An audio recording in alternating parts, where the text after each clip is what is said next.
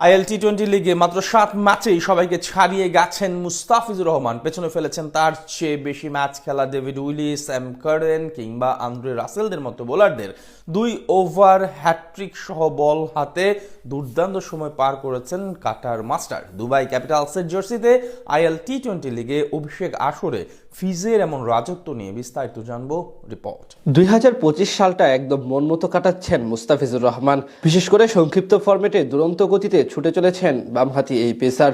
জাতীয় দল তো বটেই, ফ্র্যাঞ্চাইজি টুর্নামেন্টগুলোতেও এখন অন্যতম হটকেকে পরিণত হয়েছেন দ্য ফিজ। গেল সপ্তাহে রেকর্ড দামে বিক্রিত হয়েছেন আইপিএল নিলামে।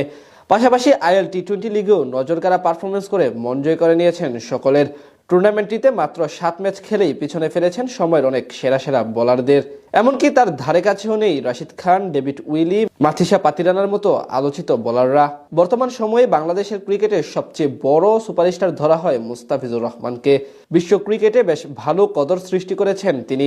সেখান থেকেই প্রথমবারের মতো আইএল টি-20 লিগ খেলতে গিয়েছেন তিনি। সেখানে এখন পর্যন্ত অসাধারণ পারফরমেন্স করেছেন এই পেসার। নিজের প্রথম ম্যাচে মাঠে নামেন শক্তিশালী গলফ জায়ান্টের বিপক্ষে। সেখানে 4 ওভারে মাত্র 26 রান দিয়ে দেন জোড়া উইকেট। এরপর আবুধাবি নাইট রাইডার্সের বিপক্ষেও 2 উইকেট শিকার করেন এই পেসার। মাঝে 2 ম্যাচে 1টি করে উইকেট নিলেও নিজের পঞ্চম ম্যাচে এমআই এমিরেটসের বিপক্ষে নেন 3 উইকেট, যেখানে করেন ওভার হ্যাট্রিক।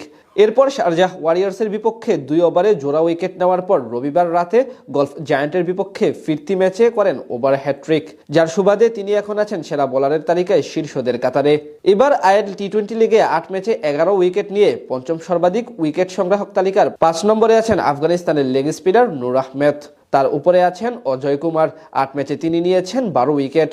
আর 3-এ থাকা ডেজার্ট ভাইপার্সের বোলার খুজিমা তানভীর নিয়েছেন 13 উইকেট।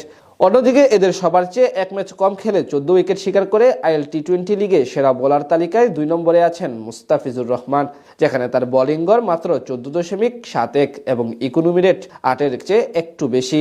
তার উপরে আছেন কেবল দুবাই ক্যাপিটালসের আরেক বোলার ওয়াকার সালাম খেল। তিনি অবশ্য ফিজের চেয়ে 1 ম্যাচ বেশি খেলে নিয়েছেন 1টি বেশি উইকেট। এছাড়া কমপক্ষে 20 ওভার বল করেছেন এমন বোলারদের মধ্যে সবচেয়ে ভালো বোলিং গড় দখল করে রেখেছেন মুস্তাফিজুর রহমান। একই শর্তে সবচেয়ে ভালো স্ট্রাইক রেটটাও ফিজের দখলে। সব মিলিয়ে বলা চলে আইএল টি-20 লিগে অসাধারণ সময় পার করছেন কাটার মাস্টার। এমন নজরকাড়া পারফরমেন্সের কারণেই তিনি এখন সবাইকে ছাড়িয়ে শীর্ষ 3-এ। এমনকি সবার নয়নের মধ্যমণীয় হয়ে উঠেছেন কাটার মাস্টার। এখন প্রয়োজন সেই ধারাবাহিকতা ধরে রাখা, তাহলে চ্যাম্পিয়ন হতে পারবে তার ফ্র্যাঞ্চাইজি। ফিজের এমন বোলিংয়ের কারণে দুবাই ক্যাপিটালসও আছে শক্ত অবস্থানে। এখন অবধি 8 ম্যাচ খেলে 4 জয়ে 8 পয়েন্ট নিয়ে পয়েন্ট টেবিলের 3 নম্বরে আছে ফ্র্যাঞ্চাইজিটি। 2025 সালটা একদম মন মতো কাটাচ্ছেন মুস্তাফিজুর রহমান।